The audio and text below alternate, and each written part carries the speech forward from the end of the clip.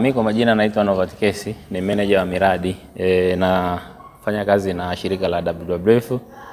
Nasimamia mradi unaitwa BMZ Unganisha ambao unatekelezwa kwenye eneo la Soknot. Soknot ni manake ni Southern of Kenya, Northern of Tanzania. Ni eneo ambalo la kimkakati la WWF. Moja ya lengo la mradi ni kuhakikisha wadau wanakutanishwa kwenye majukwaa mbalimbali ili kuweza kukutana na kujadili maendeleo mbalimbali yanayohusiana na uhifadhi, lakini pia matumizi endelevu ya rasilimali. Tunafahamu kabisa serikali ina mipango mingi sana na ni mizuri, lakini mipango hii mingi imekuwa ikitengenezwa na serikali na imekuwa ikitekelezwa na serikali na wadau wengi sana kwa namna moja au nyingine, kwa uhaba wa rasilimali pesa wameshindwa kuwa moja kati ya wadau kwenye hii mipango ya kiserikali. Kwa hiyo majukwaa haya ambayo tunayaendesha sisi kama WWF inaleta wadau pamoja, waandishi wa habari kama ninyi mpo, lakini pia kuna mashirika ambayo yasiyo ya kiserikali. Tuko kwa pamoja na tunapitia kitu kinachoitwa mipango ya uhifadhi wa dakio, kwa Kiingereza Catchment Conservation Plan, ambayo imetengenezwa na wizara. Kwa mwisho wa siku kitu ambacho tunategemea hapa sasa, hii mipango ya uhifadhi wa haya maeneo ya maji, hizi Catchment Conservation Plan, itakuwa iko validated na stakeholder, na pia utekelezaji wake utakuwa sio wa serikali peke yake, lakini pia kila mdau ana contribute kwenye utekelezaji wa hiyo mipango. Private sector mmewasikia wanatumia maji mengi sana kutengeneza vinywaji na wanatumia sana pesa nyingi kwenye kufanya conservation, lakini shughuli zao zinatambulika vipi kwenye mipango ya kiserikali? Kwa majukwaa kama haya ni platform nzuri kwa private sector kusema wanafanya nini kwenye mipango ya serikali, lakini pia mashirika ambayo sio ya kiserikali yanafanya miradi mingi sana huko ambayo in a way yanachangia kutekeleza mipango mbalimbali ya serikali. Kwa hiyo hii platform au ile jukwaa ndio jukwaa muhimu ambalo kila mdau anasema anafanya nini na anachofanya kinachangia vipi kwenye kutekeleza mipango ya serikali. Kwa hiyo shughuli yetu sisi kama WWF ni kufacilitate, kuwezesha mkutaniko wa wadau mbalimbali ambao tunafanya kazi kwa lengo moja la kuisaidia serikali kuweza kutunza maliasili, lakini pia ili maliasili ziweze kutupa uchumi.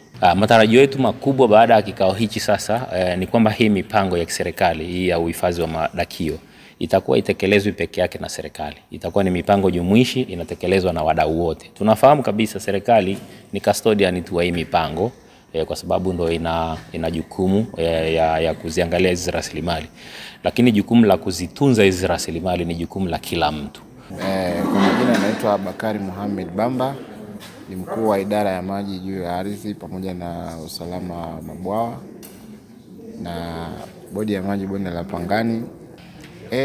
Leo kama sisi tumekaa na wenzetu wa WWF pamoja na wadau wengine, tulichokiona kwanza ni ule ushirikishwaji wa wadau wengine katika utunzaji wa vyanzo vya maji. Kama tunavyofahamu, utunzaji wa vyanzo vya maji ni jukumu letu sote. Kwa uwepo wa wadau wengine, kwa mfano WWF, kuna wenzetu wametoka kilimo, kuna wenzetu wametoka kwenye private sector, hii imetusaidia kuona utunzaji wa vyanzo vya maji unakuwa ni jukumu la watu wote kwa pamoja.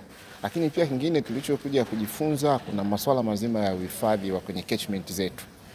Kwa hiyo leo tumeweza kupata kidogo kwa ufupi kujua umuhimu wa uhifadhi wa hivi vidakio vyetu au Kiingereza wanaita catchment. Mimi ninaitwa Abdalla Ali Gendaika, ni manager wa Luasa katika wilaya ya Same. Kingine ni uchafuzi wa mazingira. Wilaya ya Same ni walimaji sana ni wamwagiliaji sana. Wanalima sana kilimo cha tangawizi, na kilimo cha tangawizi kinafanyika sana katika vyanzo vya maji. Kwa hiyo nako ni chanzo ambacho ni tatizo moja ambalo tunalipata kule, uharibifu wa vyanzo vya maji. Mingine migogoro ambayo tukiangalia haina misingi mikubwa ya vyanzo vya maji. Unakuta kijiji fulani hakitaki chanzo chake cha maji kitumike kwa kijiji fulani. Hiyo ni changamoto ambayo tunaipata katika sekta yetu. Lakini pia tuna changamoto ambayo tunaipata ni pamoja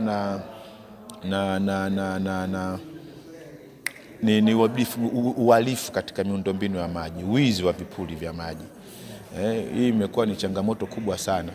Lakini pia tunajaribu kuangalia elimu inatakiwa sana, sababu sasa tunaamatia tunataka kwenda kwenye kufunga prepaid meters. Wakati wenzetu wanakwenda kwenye prepaid meters, bado wananchi wetu wa Same uelewa wao ni mdogo kuhusu meter. Hata hizi conventional meters ambazo tunazo za kuwafungia pia hawazitaki.